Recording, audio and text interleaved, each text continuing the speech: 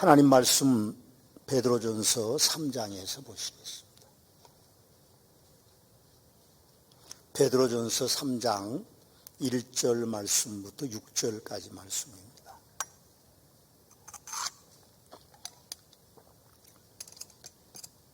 아내들아, 이와 같이 자기 남편에게 순종하라. 이는 혹 말씀을 순종하지 않는 자라도 말로 말미암지 않고 그 안에 행실로 말미암아 구원을 받게 하려 함이니, 너희의 두려워하며 정결한 행실을 봄이라. 너희의 단장은 머리를 꾸미고 금을 차고 아름다운 옷을 입은 외모로 하지 말고 오직 마음에 숨은 사람을 온유하고 안정한 심령에 썩지 아니할 것으로 하라. 이는 하나님 앞에 값진 것이니라. 전에 하나님께 소망을 두었던 거룩한 부녀들도 이와 같이 자기 남편에게 순종함으로 자기를 단장하였나니, 사라가 아브라함을 주라 칭하여 순종한 것 같이 너희는 선을 행하고 아무 두려운 일에도 놀라지 아니하면 그의 딸이 된 것이니라. 아멘. 베드로 사도는 아내들에게 남편에게 순종하라 하고 그렇게 말씀하십니다. 지난 주간에 있었던 부부의 날이 있었습니다. 부부의 날은 2007년 5월 7일에 국가에서 부부의 날을 제정했습니다. 안타깝게도 이날은 법정 기념일이기는 해도 공휴일이 아닙니다. 그래서 이왕이면 좀 공휴일로 만들어 주셨으면 훨씬 부부 사이에 사랑이 더 굳게 맺어졌을 텐데, 공휴일이 아니기 때문에 5월은 엄청 무슨 날이 많습니다. 그러다 보니까 쉬지도 않는데 부부의 날이 별 의미가 없을 거다. 나이 드신 분들은 아마 오래 산 분들은 그럴 것이고, 신혼들은 아마 부부의 날을 그냥 지나갈 수가 없으니까 선물하고 꽃다발이라도 안기고 그랬을 텐데, 제가 어떤 분이 저에게 그런 이야기를 하셨습니다. 부부의 날에 목사님은 뭘 하십니까? 그래서 내가 정색하고 물어봤습니다. 왜 남자만 부부냐? 나한테만 그러냐? 그렇게 제가 물었더니 그분이 멋쩍게 웃으시더라고요. 자기는 혼자 뭘 하려고 그랬는데 부부는 남편과 아내의 날이기 때문에 아내도 뭘 좀 해줘야 되는 게 아닌가, 그런 생각을 해봅니다. 그러나 그건 제가 웃자고 드리는 말씀이고요. 이날도 좀 공휴일로 해달라고 청와대 청원을 올리면 아마 100만 명쯤 청원이 올라가면 내년쯤 되면 부부의 날이 공휴일이 되지 않을까. 그럼 하루 더 쉬면서 부부가 좀 들로 산으로 좀 다니고 그러면 참 좋을 것 같은 생각이 들기도 합니다. 왜 2007년에 부부의 날이 제정됐을까? 저는 그런 생각을 한번 해봤습니다. 굳이 부부의 날까지 있어야 되냐? 그런 생각을 갖습니다. 그러나 아마 그것은 정부에서 부부의 날을 제정하신 이유는 가정이 붕괴되는 것을 막기 원하는 것이 아닐까, 그런 생각이 듭니다. 21세기 한국 사회의 급변한 변화는 가정을 붕괴시키고 있습니다. 국가에서 공권력의 권위가 실추되기 시작했습니다. 당연히 교육계도 또 가정에서도 이제 권위가 무너지기 시작했죠. 아버지의 권위가 무너졌습니다. 직장에서 여권이 신장되다 보니까 결혼 연령이 높아질 수밖에 없었고, 거기에 개인주의가 확산됨으로 말미암아 비혼주의자들이 점점 더 늘어나고 있습니다. 그럼 거기에 성평등이 아닌 양성평등을 옹호하는 정책으로 인해서 동성애자가 참 많아졌습니다. 코로나로 인해서 우리가 깜짝 놀란 것이 하나 있는데, 신천지 사람들이 33만 명 정도 된다는 겁니다. 너무 놀랬죠. 물론 신천지 숫자가 많을 거라고 생각했지만 그렇게 많은 숫자가 신천지에 있을 거라고 상상도 못했습니다. 이번 코로나 사태가 또 이태원에서 발견돼서 확산되기 시작했는데, 이태원에 여러 클럽들이 게이 클럽이라고 합니다. 그러니까 거기에 수많은 사람들이, 적어도 15,000명 정도의 사람들이 그 기간에 다녀갔다고 그러니까 아마 동성애자도 엄청 많이 한국 땅에 있는 것이 아닌가, 그런 생각을 해봅니다. 우리는 가정을 지켜야 됩니다.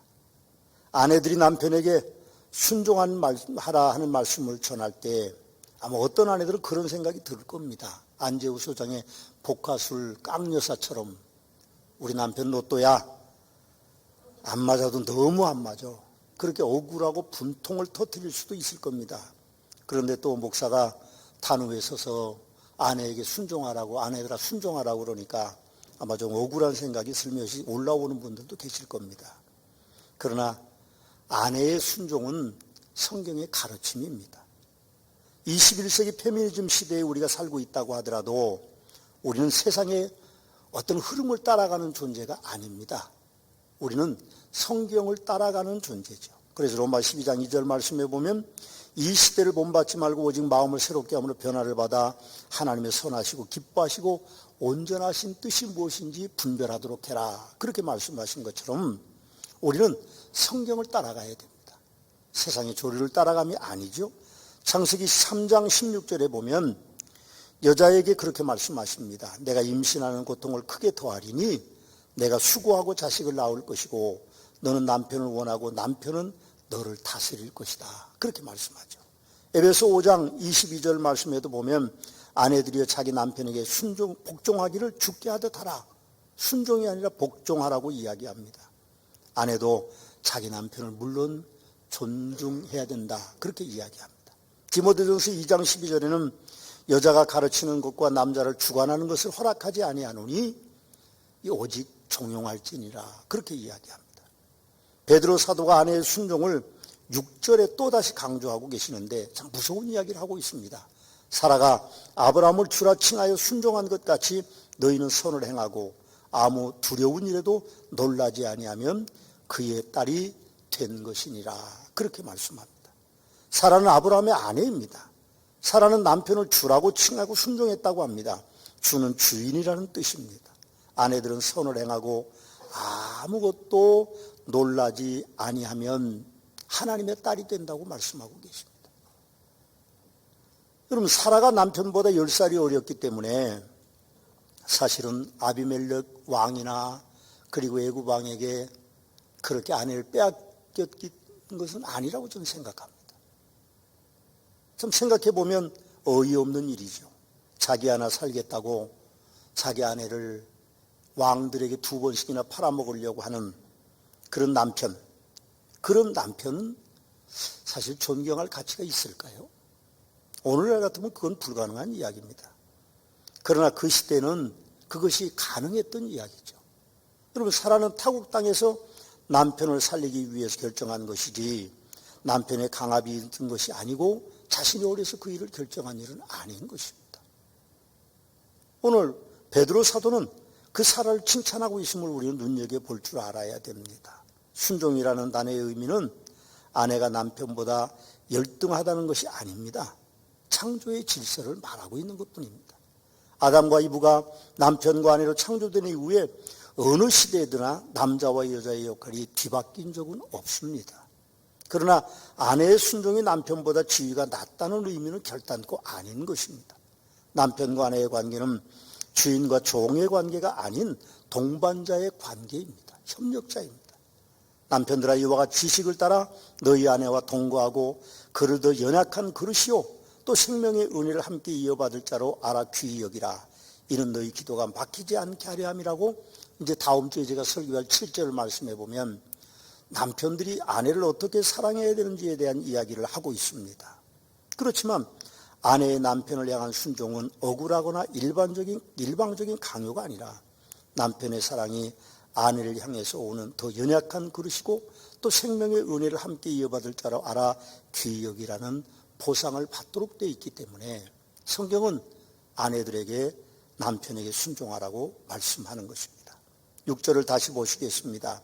사라가 아브라함을 주라 칭하여 순종한 것 같이 너희는 선을 행하고 아무 두려운 일에도 놀라지 아니하면 그의 딸이 된 것이니라. 그렇게 이야기합니다. 그의 딸이 됐다는 말은 남편의 딸이 되는 그 얕은 존재를 이야기함이 아니라 하나님의 딸이 된다는 의미가 옳습니다.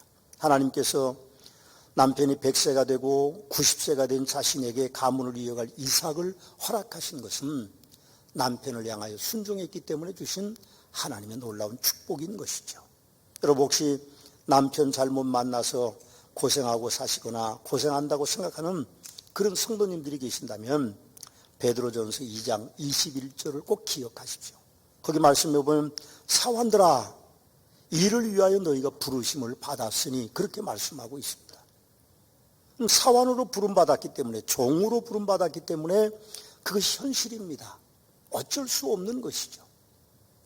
물론 주인이 있고 주인 집에 행복한 사람들이 있지만 사환은 어차피 종으로 부름받았으니까 사환의 역할을 잘 감당할 수밖에 없다고 하는 말씀이죠.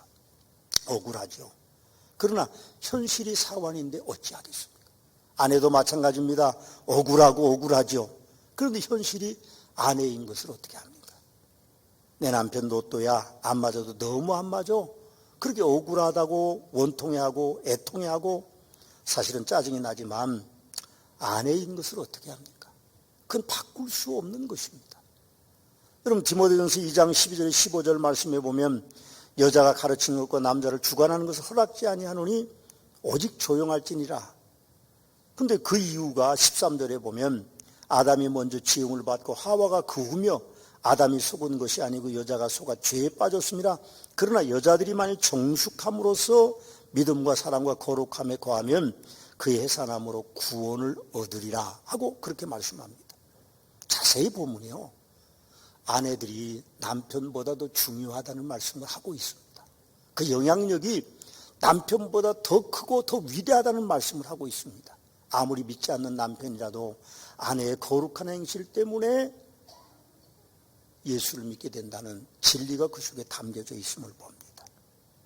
아내들이여 남편이라고 편하게 사는 것은 절대로 아닙니다. 요즘 유행어가 하나 생겼는데요. 남편들은 퇴근 후에 가정으로 다시 출근한다고 합니다. 남편은 퇴근이 없어요. 출근하면 직장에서 하루 종일 일하고 퇴근하면 또 가정으로 출근해서 아내를 섬겨야 되고 자식들을 섬겨야 되는 그런 시대가 왔다고 합니다. 남편이라고 편한 게 아니죠. 아내와 똑같은 일을 하고 가족을 먹여 살리기 위해서 물론 아내도 출근할 수도 있고 출근하는 분들도 계십니다만 그렇게 사는 것이 남편이라고 합니다. 그래서인지는 몰라도 남편들이 아내보다 평균 7년 정도 더 단명한다고 합니다. 그러니까 아내들이 남편보다 7년을 더 오래 산다고 그래요. 여러 가지 이유가 있겠지만 남편의 삶이 그만큼 어렵다는 것이죠. 혹시 반론하시는 분들은 아무거나 다니면서 먹으니까 그렇죠, 그렇게 얘기할지는 모릅니다. 물론 그럴 수도 있겠지만 통계적으로 보면 아내가 7년을 더 오래 산다는 겁니다. 여러분 요즘 회자하는 말로 남편이 죽고 아내가 혼자 되면 자녀들의 설거지통에 붙잡고 죽는다고 그러죠. 그리고 남편이 아내를 먼저 보내고 오래 살면 객사한다는 말이 있습니다. 늙은 남편 서열이 가정에서 제일 끝자락이라고 합니다. 아내가 1순위고 2순위가 아들이고 3순위가 딸이고 4순위가 강아지고 5순위가 고양이고 6순위가 햄스터라고 그래요. 햄스터 다음이 남편의 자리라고 합니다. 그래서 요즘 남편들은요, 이삿짐 차가 오면 재빨리 강아지를 끌어안고 운전수 옆에 얼른 올라탄대요. 그래야 딸려가지, 그렇지 않으면 버려진다는 겁니다. 부부가 참 오래 사는 게 행복일 수도 있고 부부가 오래 사는 게 불편하고 불행일 수도 있습니다. 그러나 제 생각에는요, 부부가 사이가 좋아서 오래 산다면 그만큼 행복한 것이 없죠. 요즘 제가 가끔 다니다가 보면 연세 드신 분들이 손을 잡고 걸어가세요. 한 분은 몹시 불편하고 한 분은 그래도 건강하신데 어쨌든 이게 바란새가 잘 안 맞아요. 막 끌고 가도 가는 분도 계시고 뭐 이만큼 가고 10m 뒤에 가시는 분들도 계시고 그렇지만 어쨌든 함께 걸어간다는 것이 차이는 있을지언정 행복한 거죠. 참 그게 행복한 것 같습니다. 홀로 사는 것은 쉽지 않은 일이라고 생각합니다. 그래서 부부가 함께 오래 살도록 남편도 그렇고 아내도 그렇고 서로 위하여 주는 것이 참 좋은 일입니다. 서문학교의 아내들이 늙은 남편이 돈 못 벌어 온다고 무시하지 마시고 혼내지 마시고 평생 돈 벌어 와서 지금까지 살아왔으니까 고맙게 여기주셨으면 감사하겠습니다. 집안에서 밖에 나가지도 않고 소파에 누워서 밤낮 리모컨을 이리로 저리고 저리로 돌려서 엎어져 있는 남편, 동창회에 가라고 해도 동기들과 비교되기 때문에 동창회 가지도 못하는 힘들어진 남편을 좀 긍휼히 여겨주실 수 있었으면 참 좋겠습니다. 아내들이여 5절을 함께 우리 읽어보시겠습니다. 5절 같이 한번 읽어보실까요? 전에 하나님께 소망을 두었던 거룩한 부녀들도 이와 같이 자기 남편에게 순종함으로 자기를 단장하였나니 그렇게 이야기합니다. 성도들 아내들은 남편에게 순종해야 아름다운 칭호를 얻습니다. 아내들아 남편들을 정결한 행실로 말미암아 구원하라고 베드로 사도는 또한 말씀합니다. 1절 마지막 부분에 보면 혹시 순종하지 않는 자라도 말로 말미암지 않고 그 아내의 행실로 말미암아 구원을 받게 하려 함이니 그렇게 이야기합니다. 남편을 구원하는 방법을 구체적으로 가르치는 말씀이죠. 믿지 않는 남편이라도 아내의 삶을 압니다. 완악하고 무지한 남편이라도 아내가 귀한 존재인 것을 알고 사랑합니다. 심리학자들은요, 대부분의 남편들을 평가할 때 남편들은 부모로부터 사랑받는 방법을 배우지 못했기 때문에 아내를 무시하고 그리고 아내를 구타하고 아내를 향하여 욕하고 그렇게 하는데 그 심리학자들의 표현에 의하면 그렇습니다. 그분들의 이론에 의하면 그게 사랑의 표현이라는 거예요. 평생 어렸을 때부터 부모의 사랑을 받지 못하고 살아왔던 그런 남편이 뭘 배웠겠어요? 뭘 할 수 있겠어요? 그러니까 자기 나름대로 사랑의 표현이 아내를 무시하는 거고 아내를 향하여서 욕하는 거고 아내를 구타하는 것이 사랑의 표현이라고 합니다. 우리는 동의할 수 없는 이야기지만 심리학자들은 아내가 그런 존재라고 우리에게 이야기해 주고 있습니다. 그런 남편 참 불쌍하고 참 안타깝죠? 어떤 못된 남편이 있었습니다. 그 남편은 아내를 늘 무시했어요. 그리고 늘 아내에게 욕을 달고 살았습니다. 심심하면 아내를 두들겨 팼습니다. 그리고 아내가 교회에 나간다고 교회에 돈 다 갖다 바친다고 돈도 많이 못 벌어오는 주제에 그러는 거죠. 핍박하고. 그런데 그 남편이 죽을 때가 돼서 이제 눈을 감기 전에 아내의 손을 꼭 잡고 여보 미안해. 나 용서해 줘. 나 없으니까 이제 자식들하고 편하게 살아. 그리고 눈을 감았다고 합니다. 죽기 전에 사랑한다는 고백도 한번 못하는 것이 보통 못난 남편들의 모습입니다. 서문학교의 자랑스러운 아내들이여 남편이야 그럴지라도 아내 되신 여러분들이 정결한 행실로 남편을 대해야 됩니다. 정결한 행실의 헬라어의 의미는 정결하고 흠이 없고 깨끗하고 순결한 것을 의미하는 것입니다. 남편은 그걸 본다는 거죠. 그래서 아내를 보고 신앙생활을 시작할 가능성이 있다는 이야기를 그렇게 표현하고 있습니다. 믿지 않는 남편이라도 하나님을 두려워하는 아내를 눈여겨본다는 거죠. 그래서 우리는 남이야 어떻든 내 남편이야 어떻든 내 아내야 어떻든 거룩한 행실로 살아야 그것이 덕이 된다는 말씀입니다. 요즘 TV 드라마 가운데 부부의 세계라는 것이 있다고 합니다. 맞는지 모르겠어요. 한 번도 못 본 드라마인데 이제 라디오에 나온 패널들의 이야기를 제가 들었고 우리 교회 성도님들이 몇 분이 또 그런 이야기를 하는 걸 들었습니다. 그 드라마가 호불호가 갈리더라고요. 여자라고 못해? 그런 거하고 그런 분들하고 또 여자는 그러면 안 돼. 그런 분들로 호불호가 갈리는 걸 봤습니다. 뭐가 옳고 그런 것이야 우리가 판단할 수 없는 것이지만 남편이 외도한다고 아내가 따라서 외도하는 것은 아니라는 분들이 더 많이 계시는 걸 봤습니다. 우리가 세상에서 무엇을 보고 무엇을 듣습니까? 보시는 대로 살게 되고 들으시는 대로 말하게 됩니다. 어제 어떤 꼬마가 교회를 왔어요. 근데 이 꼬마가 네가 왜 거기서 나와? 사랑이 아니잖아. 발등 찍혔네. 저도 몇 번 들은 잘 외우지 못하는데 제가 그래서 일부러 핸드폰에 그걸 찾아가지고 걔한테 들려줬어요. 근데 걔한테 들려주는 게 아니고 걔는 처음부터 끝까지 다 유치원 다니는데 다 외우더라고요. 그래서 내가 봤어요. 진짜 그렇게 하나 보니 밑에 자막이 나오는데 하나도 안 돼. 발등 찍혔네. 뭐 그렇게 막 하길래 이게 뭐야 그렇게 들었어요.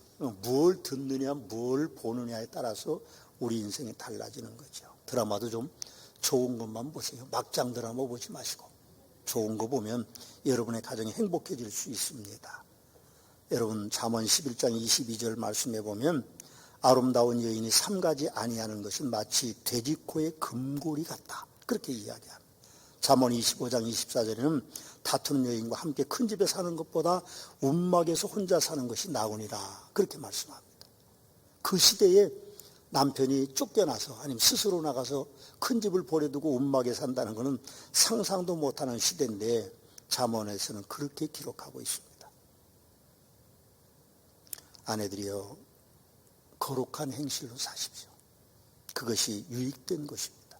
또 베드로 사도는 아내들에게 사치하지 말라고 하십니다. 3절에 보면 너희의 단장은 머리를 꾸미고 금을 차고 아름다운 옷을 입는 외모로 하지 말고 그렇게 이야기합니다. 여자에게 변신은 무죄라는 유행어가 있지만 사치하면 변신이 아니죠. 안타깝게도 나라에서 주는 재난지원금 또 대전시에 주는 재난지원금이 도시마다 다 동네마다 이제 주어지니까 성형외과에 손님이 많아졌다고 그러죠. 재난지원금으로 얼굴을 바꾸려고 하는 분들이 많아졌다고 그래요. 명품백 매장에도 줄을 서 있다고 합니다. 그거의 자유입니다. 어떻게 쓰든 자유지만 진정한 아름다움은 사절에 기록된 대로 오직 마음에 숨은 사람을 온유하고 안정된 심령에 썩지 아니할 것으로 하라는 말씀이 있는 것이지 외모에 있지 않습니다. 여러분 우리가 속사람이 온유하고 안정한 심령, 어떤 환경에서도 흔들리지 않는 편함을 말하는 겁니다. 그것이 아름다운 것입니다. 제가 목사라서 많은 부부를 대하는데요. 성도님들의 가정에 어려움이 닥치면 남편은 폭풍 속에 찻잔 속의 물 같습니다. 쉽게 흔들려요. 포기하려고 그러고. 그런데 대부분의 아내들은 굳게 섭니다. 그리고 가정을 지킵니다. 그런 거를 볼 때 한국의 아내들은 강인함을 유전적으로 타고난 것 같아요. 남자들은 그게 잘 안 돼요. 남자들은 좀 그게 잘 안 됩니다. 여성들은 강인합니다. 한국의 여성들은 강인하죠. 여러분 사치하는 아내는요 잠언 14장 1절 말씀해 보면 자기 집을 헌다고 말하고 있고 디모데 2장 9절과 10절 말씀해 보면 이와 같이 여자들도 단정하고 옷을 입으며 소박함과 정결함으로 자기를 단정하고 따운 머리와 금이나 진주나 값진 옷으로 하지 말고 오직 선행으로 하기를 원하노라. 이것이 하나님을 경외한다 하는 자들에게 마땅한 것이라고 그렇게 말씀하고 계심을 아내들은 기억해야 됩니다. 요즘 TV를 가끔 보면 80이 넘은 어르신들도 얼굴에 주름이 하나도 없습니다. 근데 걷는 거는 좀 불편하세요. 근데 얼굴에 주름이 없어요. 너무 놀랍습니다. 어떻게 이렇게 안 늙었는지 그랬더니 우리 집사람이 아니요. 뭘 맞아서 그래요. 그래서 남의 아내는 다 그래서 이뻐 보이나 봐요. 내 아내는 보톡스를 안 맞으니까 늙어 보이고 그런 것 같아요. 그래서 제가 반성했습니다. 그 부러워할 게 아니구나. 그런 생각이 듭니다. 베드로 사도는요 또 아내들에게 온유하라고 합니다. 4절 말씀에 보면 오직 마음에 숨은 사람을 온유하고 안정한 심령으로 썩지 아니할 것으로 하라. 이는 하나님 앞에 값진 것이니라. 그렇게 말씀합니다. 온유가 무엇이기에 베드로 사도께서 온유하라고 말할까요? 이게 왜 값지다고 말할까요? 마음에 숨은 사람을 온유하고 그렇게 이야기하죠. 내면색의 아름다움을 이야기합니다. 물론 겉도 깨끗하고 아름다워야 되겠지만 내면 세계가 아름답지 않으면 아름다움이 없는 것입니다. 잠언 31장 말씀이 떠올랐습니다. 누가 현숙한 여인을 찾아오겠느냐? 그의 값은 진주보다 더하니라. 그런 자의 남편의 마음은 그를 믿나니 산업이 핍절하지 아니하겠으며 그는 자기를 위하여 아름다운 이불을 지으며 세마포와 자색 옷을 입으며 그의 남편은 그 땅의 장로들과 함께 성문에 앉으며 사람들의 인정을 받으며 그의 자식들이 일어나 감사하며 그의 남편은 칭찬하기를 덕행 있는 여자가 많으나 그대는 모든 여자보다 뛰어나다 하느니라.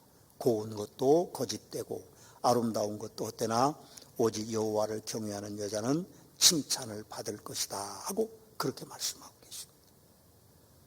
저는 우리 서머나 교회의 모든 아내들이 그런 아내들이 되면 좋겠습니다. 그럼 남편의 사랑 분명히 받을 겁니다. 아내들에 대한 교훈은 놀랍게도 1절에서 6절까지 기록되어 있습니다. 그럼 남편에 대한 교훈은 7절 딱 한 절입니다. 왜 그랬을까요? 왜 베드로가 여자에 대한 이야기는 많이 쓰고 남자에 대한 이야기는 한 절로 썼을까요? 베드로는 아내가 있는 사람입니다. 아내가 뭐 이렇고 저렇고 많이 하니까 아내에 대한 이야기를 많이 쓰고 자신이 남편이니까 남편에 대한 얘기를 한 절로 썼을까요? 혹시 남성 우월주의 사회이기 때문에, 남성 중심의 사회이기 때문에 그럴까요? 아니면 아내들의 역할이 가정이나 부부 사이에 크다는 뜻일 수도 있을 것이고, 아니면 바클레이 박사의 기록처럼 그 시대의 여성들이 남성보다 문제가 많아서일 수도 있을 것이고, 아니면 당시에 전쟁이 많은 시대라서 집안의 여성들의 어떤 의무, 책임 그런 것들이 박중하기 때문에 쓰여진 글일 수도 있다고 생각합니다. 저는 성경을 읽는 순간 저의 느낌은 그렇지 않았습니다.